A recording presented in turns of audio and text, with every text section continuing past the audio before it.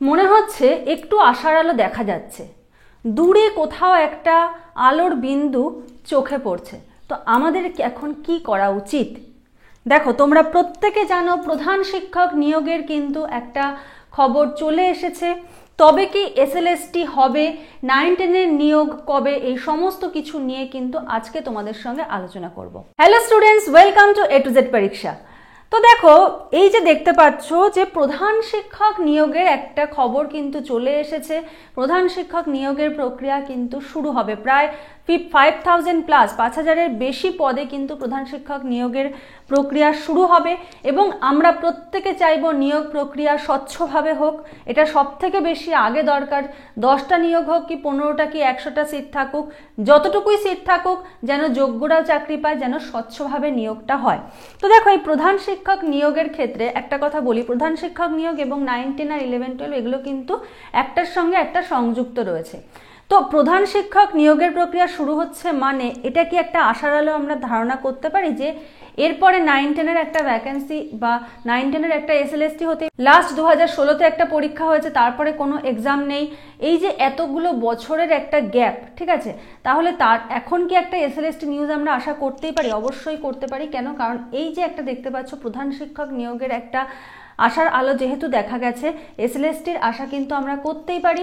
তোমাদের কাজ দেখো, পজিটিভ নেগেটিভ অনেক রকম কথা হবে, অনেকে অনেক কিছু বলবে, অনেকে বলবে নিয়োগ হবে না, অনেকে বলবে স্বচ্ছভাবে হবে না, এই সেই।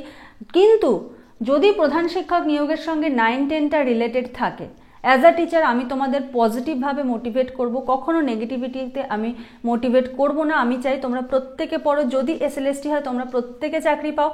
কারণ দেখো, এই যে প্রধান শিক্ষক নিয়োগ, এটার সঙ্গে 9-10 কিন্তু আগে যখন ছিল তখন যুক্ত ছিল। তাহলে প্রধান শিক্ষক নিয়োগের পরে যদি 9-10-এর নোটিফিকেশান চলে আসে, তখন তোমরা কি করবে? তো তোমরা কিন্তু প্রত্যেকে 9-10-এর জন্য তোমরা যে সাবজেক্টেরই হও না কেন, তোমাদের সিলেবাসটা কিন্তু কমপ্লিট করে রাখো। এটা আমি প্রথম দিন থেকে বলে আসছি, অ্যাটলিস্ট সিলেবাসটা কমপ্লিট করে রাখো। যদি কোনো দিন নোটিফিকেশান বেরোয়, তখন তুমি যেন জিনিসটা তোমার এটুকু কনফিডেন্স থাকে যে না, আমার পড়া আছে, রিভিশন করলেই হবে, ঠিক আছে। সিলেবাসটা কমপ্লিট করে রাখো। তুমি অন্যান্য চাকরির প্রিপারেশান নাও, কোনো ক্ষতি নেই, কিন্তু এসএলএসটির সিলেবাস যদি তোমার বিএড করা থাকে, 9-10-এর সিলেবাস কি 11-12-এর সিলেবাস তুমি কিন্তু কমপ্লিট করে রাখো। সিলেবাসটা কমপ্লিট থাকলে তুমি কনফিডেন্ট থাকবে। যদি এটার পরে এটার কোনো একটা নিয়োগ প্রক্রিয়া চলে আসে, কারণ 2026 সালে কিন্তু আবার ভোট রয়েছে, এই ব্যাপারটাও কিন্তু মাথায় রাখতে হবে। 24-এর তো মিড হয়েই গেল, প্রায় জুলাই মাস, এটা আর 6 মাস বাকি, তারপরে 25, তারপরে 26। তো যেহেতু 26-এ একটা ভোট, সুতরাং নিয়োগ প্রক্রিয়ার কিন্তু একটা আশার আলো দেখতে পাচ্ছি। কেন? কারণ প্রধান শিক্ষকেরটা ঘোষণা হয়ে গেছে, ঠিক আছে। তো এই জন্য প্রত্যেককে বলবো 9-10-এর জন্য কিন্তু বা 11-12-এ যারা যারা অ্যাপ্লাই করবে বা যারা ভাবছো যে এসএসসিতে বসবে, তোমরা কিন্তু প্রত্যেকে তোমাদের সিলেবাসটা কমপ্লিট করে রাখো।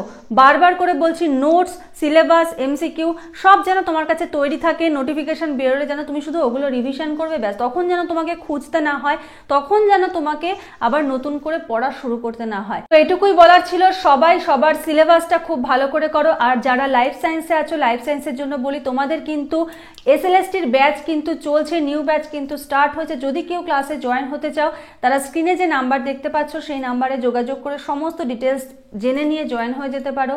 WBSSC বায়োলজি প্লে লিস্টে গেলে এসএলএসটি রিলেটেড প্রচুর ভিডিও কিন্তু তোমরা পেয়ে যাবে। সেখান থেকে ক্লাস দেখো, যদি ভালো লাগে অবশ্যই কিন্তু ক্লাসে জয়েন হয়ে যেতে পারো। সপ্তাহে 2 দিন করে তোমাদের ক্লাস হয়। এছাড়া তোমরা যদি চাও তোমরা ফুল নোটস নিতে পারো। ফুল নোটস নিলে কি ফেসিলিটি পাবে? যদি তোমরা ফুল নোটস নিয়ে নাও, তার সঙ্গে তোমরা ফ্রি ক্লাস পাবে যতদিন ইচ্ছা, 2 বছর 3 বছর তোমরা যতদিন ইচ্ছা পড়ো, কোনো মান্থলি ফিস তোমাদের থেকে নেওয়া হবে না, তোমরা যদি একবার ফুল নোটসটা নিয়ে নাও, ঠিক আছে। তো আজকের মতো ভিডিওটা এখানেই শেষ করছি। নেক্সট ভিডিওতে আবার তোমাদের সঙ্গে দেখা হবে, কথা হবে। আজকের মতো এইটুকুই। Thank you.